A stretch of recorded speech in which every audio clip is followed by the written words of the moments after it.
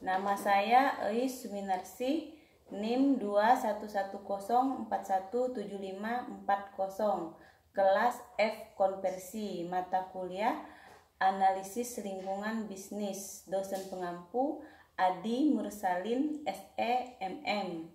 Di sini saya akan membahas materi bab 2 dan bab 3, yaitu tentang lingkungan pasar dan bukan pasar serta strategi terintegrasi. Beberapa perusahaan dapat berhasil dalam lingkungan pasar dan lingkungan bukan pasar mereka.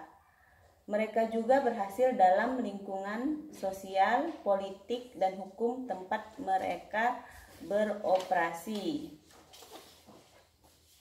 Lingkungan pasar dan bukan pasar di sini memperkenalkan lingkungan bisnis, mengidentifikasi peran manajemen dalam lingkungan bukan pasar, dan menyajikan kerangka kerja untuk menganalisis lingkungan bukan pasar tersebut. Kerangka tersebut diilustrasikan menggunakan industri mobil sebagai contoh. Sumber-sumber perubahan dalam lingkungan bukan pasar harus dipertimbangkan dan menyajikan kerangka kerja untuk menilai perkembangan dan isu-isu bukan pasar. Lingkungan bisnis. Lingkungan bisnis terdiri dari komponen pasar dan bukan pasar. Lingkungan pasar mencakup interaksi antara perusahaan, pemasok, dan pelanggan yang diatur oleh pasar dan kontrak.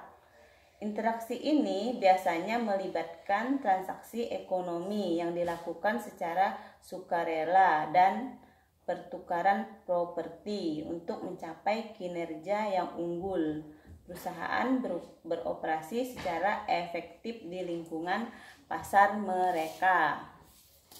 Untuk strategi terintegrasi, strategi bisnis memiliki komponen pasar dan bukan pasar.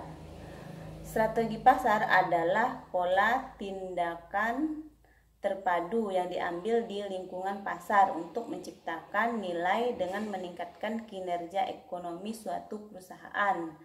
Lingkungan non-pasar untuk menciptakan nilai dengan meningkatkan kinerja secara keseluruhan. Perusahaan yang memutuskan untuk memasuki negara yang memiliki pasar terbuka terutama bergantung pada strategi pasar.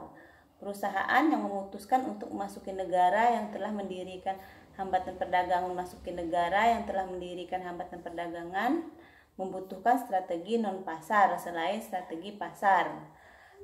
Strategi bisnis yang efektif mengintegrasikan kedua komponen ini yang menyesuaikannya dengan pasar perusahaan dan lingkungan non-pasar serta kemampuannya.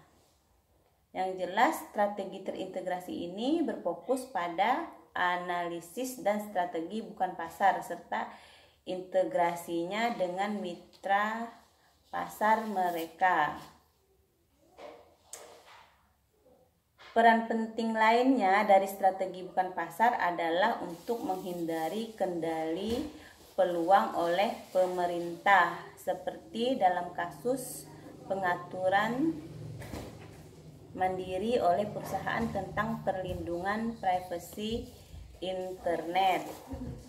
Lingkungan bukan pasar telah tumbuh dari waktu ke waktu dan ini memerlukan perhatian yang meningkat dari pihak manajemen perusahaan. Masalah bukan pasar sangat penting diperhatikan bila perusahaan mau tetap bisa eksis, dan masalah bukan pasar juga dapat menjadi agenda perusahaan. Perkembangan di lingkungan bukan pasar mempengaruhi kinerja pada sejumlah dimensi. Dalam industri otomotif, standar emisi dan ekonomi bahan bakar pengaruhi penelitian dan pengembangan desain, produksi, penetapan harga, dan pemasaran. Peran manajemen. Karena pentingnya strategi bukan pasar terhadap kinerja manajerial dan organisasi, strategi bukan pasar merupakan tanggung jawab manajer. Perusahaan biasanya menangani masalah non-pasar serta proporsional bila terdapat dampak potensial mereka pada kinerja. Manajer berada dalam posisi terbaik untuk menilai dampak-dampak tersebut dan merumuskan strategi untuk mengatasi masalah tersebut. Manajer juga berpartisipasi dalam mengimplementasikan strategi bukan pasar. Mereka dapat membahas masalah publik, berkomunikasi dengan media, bersaksi dalam proses pengaturan dan kongres, melobi pemerintah, berpartisipasi dalam kondisi dan asosiasi, bertemu dengan aktivis, bernegosiasi dengan kelompok-kelompok kepentingan, bermitra dengan LSM, dan membangun hubungan dengan pemangku kepentingan. Manajemen yang sukses membutuhkan kerangka kerja untuk menganalisis isu-isu non-pasar, prinsip-prinsip yang digunakan, dan strategi untuk mengatasinya. Sistem strategi non-pasar, sebuah proses untuk menangani masalah non-pasar yang dicontohkan oleh kasus Levi Strauss adalah kegiatan dari serangkaian pendekatan yang lebih luas yang membentuk sistem strategi bukan pasar. Sistem tersebut terdiri dari pendekatan dan tindakan perusahaan dalam berinteraksi dengan lingkungan bukan pasarnya. Persaingan dan perubahan dalam lingkungan bukan pasar. Strategi pasar biasanya mengambil lingkungan bukan pasar seperti yang diberikan dan fokus pada posisi kompetitif perusahaan di industri, ancaman dari pengganti dan calon pendatang, dan daya tawar pemasok dan pelanggan. Ketika sebuah perusahaan melihat ke depan, bagaimanapun tidak ada pasar maupun lingkungan bukan pasar yang dapat dipandang sebagai statis. Selain itu, perubahan sangat tergantung pada strategi yang digunakan perusahaan, pesaingnya, dan kepentingan lain untuk mempengaruhi lingkungan tersebut. Strategi dan siklus hidup isu bukan pasar. Waktu dapat menjadi sangat penting untuk keberhasilan strategi bukan pasar menggunakan konsep siklus hidup. Jika masalah ditangani pada tahap identifikasi masalah, strategi dapat diarahkan untuk mempengaruhi perkembangan masalah. Perusahaan juga dapat membikai masalah sebelum pembentukan kelompok kepentingan. Strategi dan perbatasan. Untuk menangani banyak masalah bukan pasar, strategi bukan pasar global atau internasional mungkin tidak berhasil karena strategi harus mempertimbangkan lembaga yang konteksnya menangani masalah, organisasi kepentingan, dan faktor khusus negara lainnya. Strategi terintegrasi. Strategi pasar yang efektif diperlukan untuk kinerja yang sukses.